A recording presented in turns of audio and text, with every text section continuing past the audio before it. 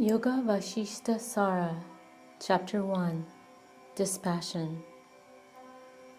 Salutations to that calm effulgence, which is endless and unlimited by space, time, etc. The pure consciousness, which can be known by experience only.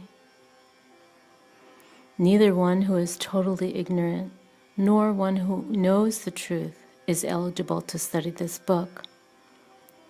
Only that one who thinks, I am bound, I must become free, is entitled to study it. Until one is definitely blessed by the Supreme Lord, he will not find either a proper guru or the right scripture. Just as a steady boat, O Rama, is obtained from a boatman, so also the method of crossing the ocean of samsara is learned by associating with great souls.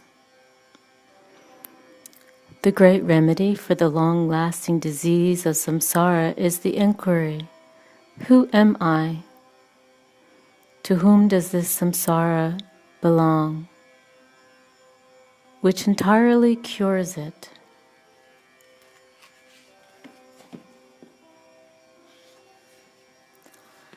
Not a day should be spent in a place which does not possess the tree of a wise knower of truth with its good fruit and cool shade. The sages are to be approached even if they do not teach. Even their talks in a light vein contain wisdom. The company of sages converts emptiness into fullness, death into immortality, and adversity into prosperity.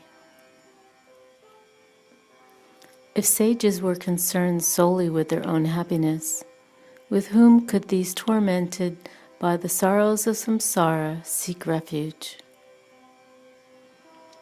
That which is imparted, O good soul, to a worthy disciple who has become dispassionate is the real wisdom.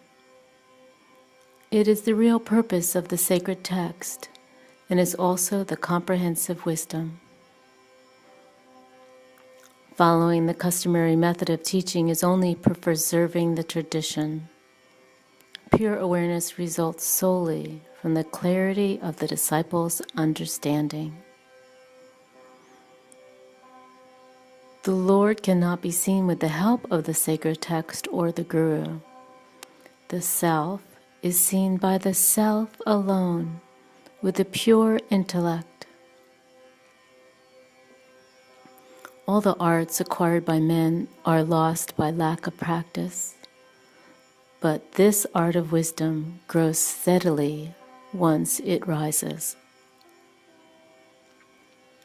Just as an ornament worn around the neck is considered lost through forgetfulness and is gained when the mistake is realized, so also is the truth attained when the delusion is removed by the words of the Guru. He is indeed an unfortunate person who, not knowing his own self, takes pleasure in sense objects, like one who realizes too late that the food eaten by him was poisonous. The perverted man who, even after knowing that worldly objects are deceptive, still thinks of them, is an ass, not a man. Even the slightest thought immerses a man in sorrow. When devoid of all thoughts, he enjoys imperishable bliss. Just as we experience the delusion of hundreds of years in a dream lasting an hour, so also we experience the sport of Maya in our waking state. He is a happy man whose mind is inwardly cool and free from attachment and hatred, and who looks upon this world like a mere spectator. He who has understood well how to abandon all ideas of acceptance and rejection, and who has realized the consciousness which is within the innermost heart, his life is illustrious.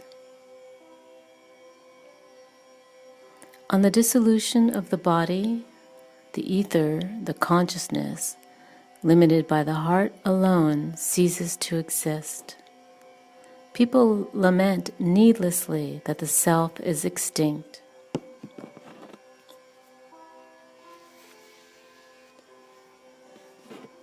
When pots, etc., are broken, the space within them becomes unlimited. So also, when bodies cease to exist, the self remains eternal and unattached.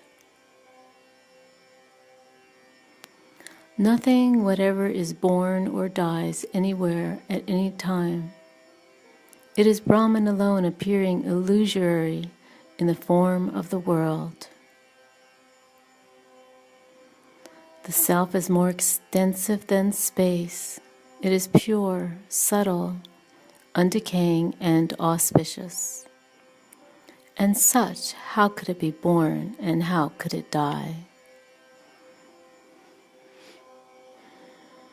All this is the tranquil, one without beginning, middle, or end, which cannot be said to be extinct or non-extinct. Know this, and be happy. O Rama, it is indeed nobler to wander begging about the streets of the outcast, an earthen bowl in hand, than to live a life steeped in ignorance. Neither disease nor poison, nor adversity, nor any other thing in the world causes more suffering to men than such stupidity engendered in their bodies.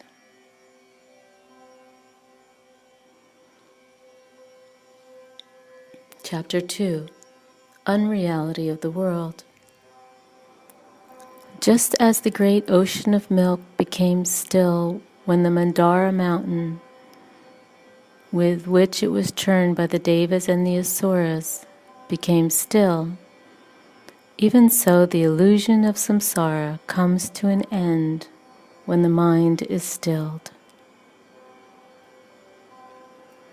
Samsara rises when the mind becomes active and ceases when it is still.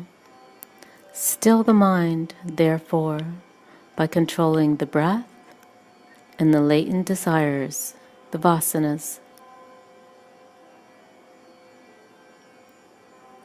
This worthless, burnt out samsara is born of one's imagination and vanishes in the absence of imagination.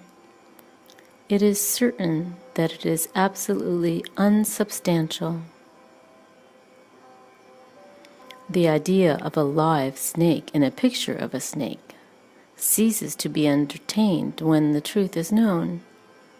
Similarly, samsara ceases to exist when the truth is realized, even if it continues to appear. This long-living ghost of samsara, which is the creation of the deluded mind of man and the cause of his suffering, disappears when one ponders over it. O Rama, Maya is such that it brings delight through its own destruction. Its nature is unscrutable. It ceases to exist even while it is being observed. Dear boy, wonderful indeed is this Maya which deludes the entire world. It is on account of it that the self is not perceived, even though it pervades all the limbs of the body.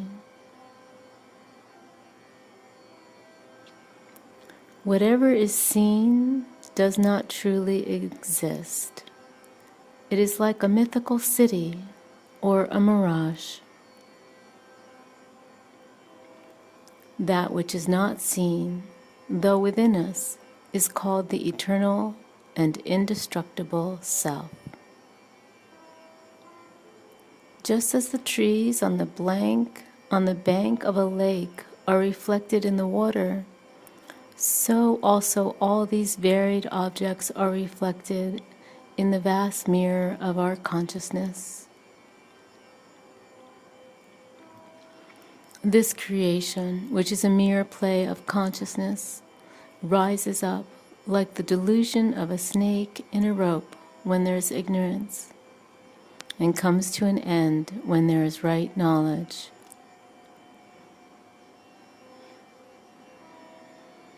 Even though bondage does not really exist, it becomes strong through worldly desire for worldly enjoyments. When this desire subsides, bondage becomes weak.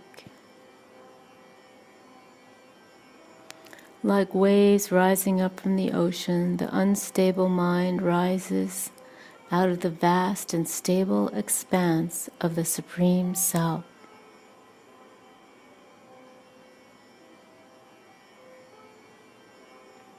It is because of that which always, of its own accord, imagines everything quickly and freely, that this magical show of the world is projected in the waking state. This world, though unreal, appears to exist and is the cause of lifelong suffering to an ignorant person, just as a non-existent ghost is the cause of fear to a boy. One who has no idea of gold sees only the bracelet. He does not at all have the idea that it is merely gold. Similarly, towns, houses, mountains, serpents, etc., are all in the eyes of the ignorant man separate objects. From the absolute point of view, this objective world is the subject, the self itself, and is not separate from the self. The world is full of misery to an ignorant man and full of bliss to a wise man. The world is dark to a blind man and bright to one who has eyes. The bliss of a man of discrimination who has rejected samsara and discarded all mental concepts constantly increases. Like clouds which suddenly appear in a clear sky and as suddenly dissolve, the entire universe appears in the self and dissolves in it. He who reckons the rays as non-different from the sun and realizes they are the sun itself is stated to nirvikalpa, the undifferentiating man. Just as the cloth, when investigated, is seen to be nothing but thread, so also this world, when inquired into, is seen to be merely the self.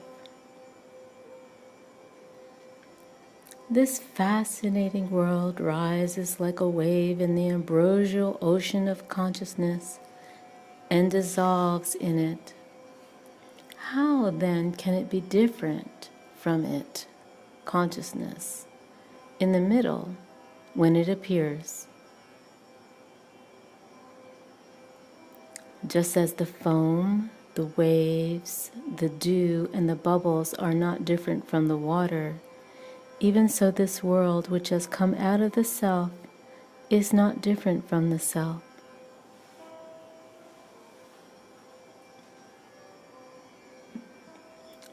Just as a tree consisting of fruits, leaves, creepers, flowers, branches, twigs, and roots exist in the seed of the tree, even so this manifest world exists in Brahman.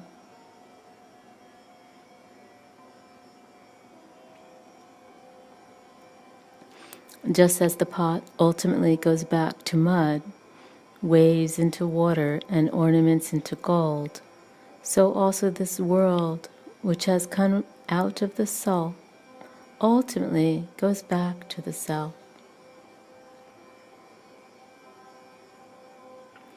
The snake appears when one does not recognize the rope. It disappears when one recognizes the rope. Even so, this world appears when the self is not recognized. It disappears when the self is recognized. It is only our forgetfulness of the invisible self which causes the world to appear, just as the ignorance of the rope causes the snake to appear.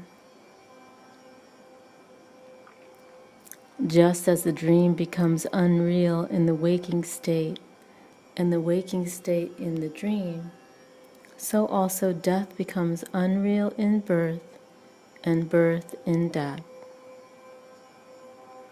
All these are thus neither real nor unreal.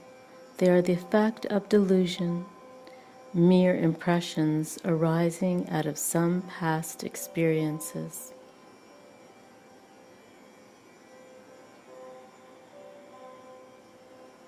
Chapter 3. The Marks of a Liberated Person, Jivan Mukta. The knowledge of the self is the fire that burns up the dry grass of desire. This indeed is what is called samadhi, not mere abstention from speech. He who realizes that the whole universe is really nothing but consciousness and remains quite calm is protected by the armor of Brahman. He is happy.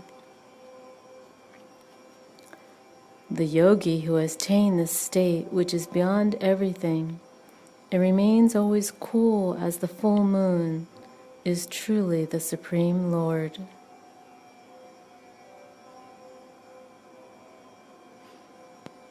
He who reflects in his innermost heart upon the purport of the Upanishads dealing with Brahman and is not moved by joy and sorrow is not tormented by samsara.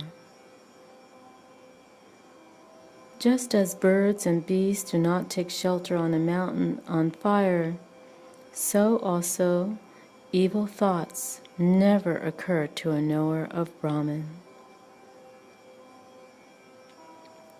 Wise men also, like foolish men, occasionally make others angry, but they only do so in order to test their ability to control their innate feelings. That is to say, to see how far the anger of another person will affect them. Just as the trembling of the body caused by the imaginary snake persists for some time, even after realizing there is no snake, so also the effect of delusion persists for some time, even after getting rid of all delusions. Just as a crystal is not stained by what is reflected in it, so also a knower of truth is not really affected by the results of his act.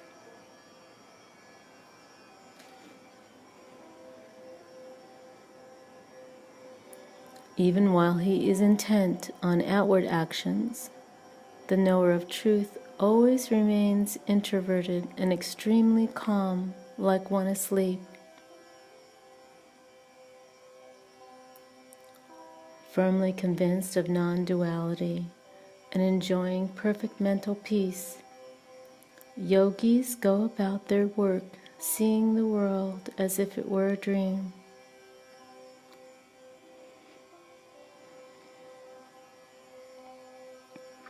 Let death come to him, the knower of truth, today or at the end of eons. He remains untarnished, like gold buried in mire.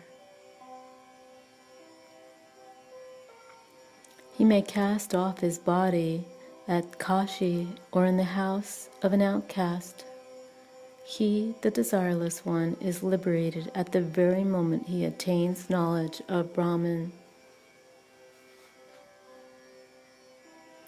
To one who is desireless, the earth, O Rama, is as insignificant as the hoofprint of a cow. Mount Meru, a mound, space as much as contained in a casket, and the 3 worlds of a blade of grass. Like an empty vessel in space, the knower of truth is empty both within and without, while at the same time he is full within and without, like a vessel immersed in the ocean. He who neither likes nor dislikes the object seen by him, and who acts in the world like one asleep, is said to be a liberated person.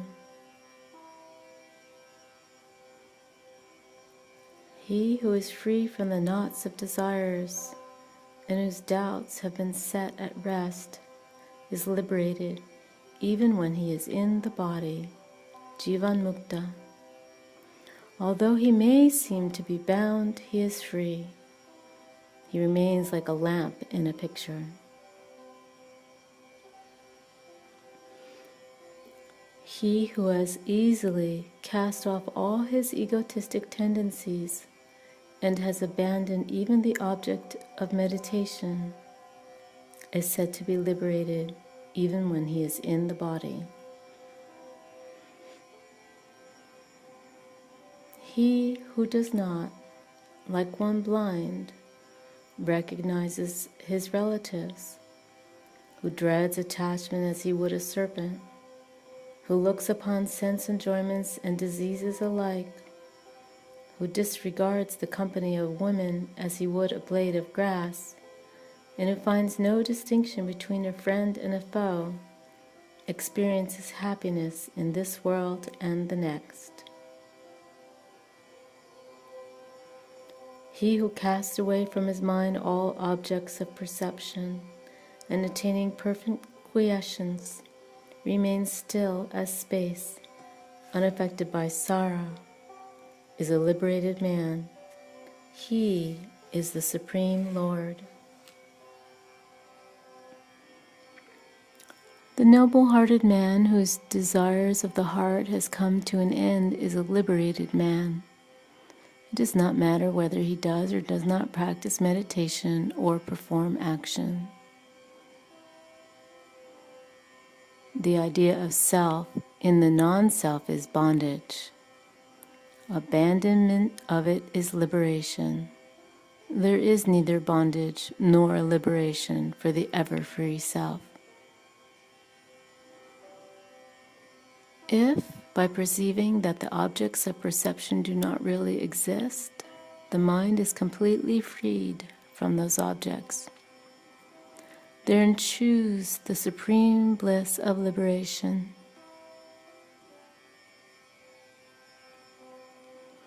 Abandonment of all latent tendencies is said to be the best liberation by the wise. That is also the faultless method of attaining liberation. Liberation is not the other side of the sky, nor it is in the netherworld, nor on the earth.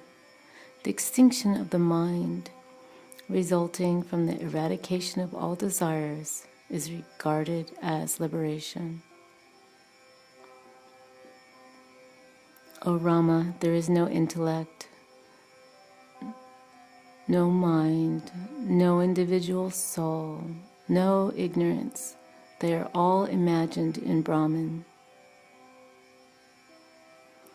To one who is established in what is infinite, pure consciousness, bliss and unqualified non-duality, where is the question of bondage or liberation, seeing that there is no second entity? O Rama, the mind has, by its own activity, bound itself When it is calm, it is free.